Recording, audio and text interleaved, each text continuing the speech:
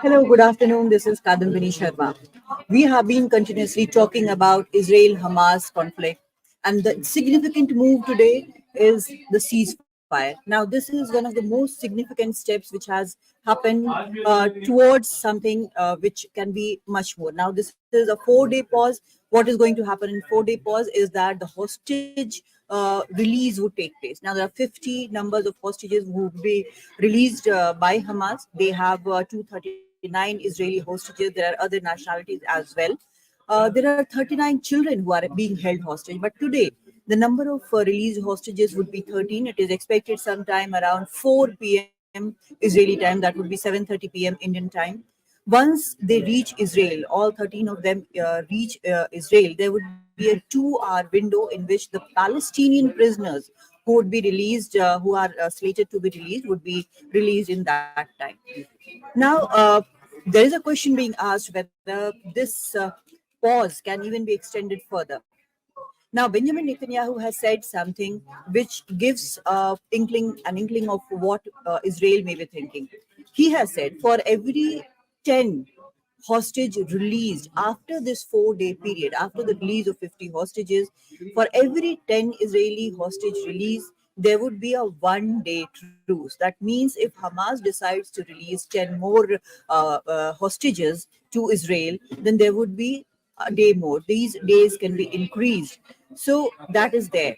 But does that mean that it is a step towards a longer ceasefire, or the conflict will stop?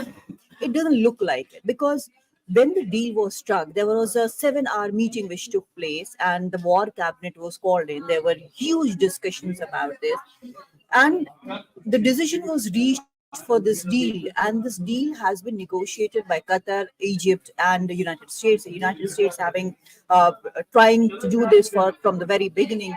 Qatar also is heavily invested in this. They are also trying very hard from the very beginning. They have been saying that they are involved in this in these negotiations. So, does that mean that something else will also happen? A ceasefire would be extending into something more.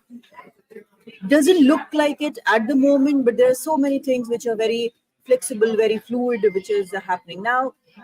Benjamin Netanyahu, when he was talking about the deal, even before going into this meeting, into this war meeting, cabinet war meeting, which took place, he had said that this is just a truce, this is just a pause. And this pause is important because the priority is to bring back the Israeli hostages. So, this is why he said it is important. And what will happen next? He said this should not be taken as Israel moving back from the war. He said the war will continue. He said the priority is to bring back the hostages, but also an important priority is to wipe out Hamas. Now, there are experts who say that Israel, which is placed in such a way that if it seems weak, there would be a problem. Now, Benjamin Netanyahu came into power saying that he would be upping the security, and he is a strong man. This is the image which has taken a beating. So the first priority after this war, and after a large part of Gaza has been flattened by aerial bombing by Israel, by the retaliation, the ground troops are inside. So what exactly happened? What happened was that even after all these aerial bombings, even after the troops going in, they finding tunnels and intense fighting inside. What happened? There was no trace of hostages. Israel was not able to trace the hostages in there. There was a hope that they would bring the hostages, but that has not happened. So, for that, for the 239 hostages to be brought back, there needed to be a ceasefire, and that is what Israel has done. So, while Benjamin Netanyahu says that after the hostages, the number of hostages in the first tranche would be 50, there would be no ceasefire. But does that actually sound feasible? Well, there are 239 Israeli hostages in, and there are several of them who are not Israeli nationals. Some are dual nationals, and we are also hearing that there is a separate deal about Thai hostages who are there, who were working at the moment when the attack on 7th of October took place. So there is a separate deal we are hearing. Whether that's right or not, it's very difficult to say at the moment, because even the Israeli forces are saying that once the deal goes through, once the things happen which are supposed to happen, which have been agreed upon, only then it can be said that, oh, right, it has happened. So that's one point. So what happens next? Now, not only for this ceasefire, but there is an effort on for lasting peace as well. Even while we talk about it, while all these things are happening, uh, there are efforts on by Western nations and by Arabic nations so that this violence can stop. There is a delegation who had Arab delegation which has been visiting. It was in London, then it went to France, and the effort is to somehow make Israel stop these attacks. This effort has been there.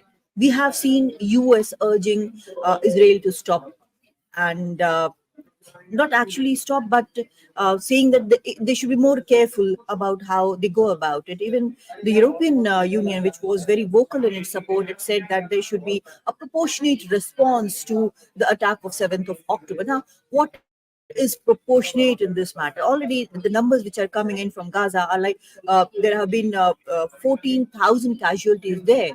So, what is proportionate, what is not? When you talk to an Israeli, that person would say that because Israel is a very strong, small country, if you look at it in a matter of percentage, it is a very huge number. 1,300 Israeli civilians being killed is a huge number for Israel. So, their response is right. But even after all this, there is an effort that there should be some sort of effort. We should go into having a lasting peace. UN has been very vocal about it. UN has come under heavy criticism as well. And there are several UN agencies who have lost their workers in Gaza. They were continuously there, so they have lost their colleagues there. But UN has been clear in saying that there should be some lasting solution, some lasting peace over there. So there have been several statements, but there are statements which have been criticized by Israel, saying that this is not how they would like to respond, and this is not how the UN should be functioning, because they are Israel is a victim of terror here and they have a right to respond. Now, no one says that there shouldn't be a right to respond, but the fact is that once the number of civilian casualties starts rising, then the sympathy towards what happened seems to be waning as far as other countries are concerned, because the pictures coming out of it that are too disturbing. So it's not only a war of weapons, but it's also a war of information, of uh, pictures which are coming up. When you see the pictures which Israel had released, and they over the time they released many pictures which they did not want to release later. These are really really cruel pictures. I mean. The attack which took place was very, very cruel, very barbaric in the manner in which it was carried out. So those pictures were finally released by Israel. And then, when the retaliatory attack took place, even Hamas and the media organizations which were more sympathetic to their cause, they started releasing pictures, and we saw the pictures of children, we saw the picture of wounded elderly. So those are the pictures which are now splayed across everywhere, and these are the pictures which are affecting lots of people. These are the pictures which are creating a worry. So at the end of the day, when we see what is happening, when we see that the situation for the civilians is so dire, even in Gaza, so the efforts go on to stop this conflict. Now, initially, the effort was so that it should not be spreading in other parts of the region, so that the effect is contained for other countries as well. But what happens now? Now the effort is on so that the conflict somehow stops. But Israel still does not seem to be in a mood of it. After the 50 hostages return to Israel, would there be a stop? Israel would stop only when all the hostages return. Now, there is also a question of how many hostages have been killed, because Hamas has been claiming that there are hostages which were killed in Israeli air raids. Now, IDF says, the Israeli forces say that Hamas might have killed them. There's no way of knowing. We will know only once all the hostages are tallied for, all the names are there, and there is some evidence of, even if anyone is killed, there is some evidence of how and what that happened, how this took place. So there are several factors which are playing in, but of course there are other countries. There is Qatar, there is Egypt, there is the European Union, there is the US. Everyone is uh, calling for this violence to stop. If that happens, is a big question, because Israel is very sure that first it wants to wipe off Hamas from the face of the earth. And only after that there is any chance of peace. Only after that it can heed the call of other nations for peace. Now, several nations, including India, have said the two-nation solution is the only lasting political solution which will bring some sort of peace, some sort of end of violence. Now, if that happens, and if Israel accepts it, whether Palestinians would agree to it, this is yet to be seen. Do send your response and your reactions and your questions, if any, and I will try to address that in next live with you. Thank you.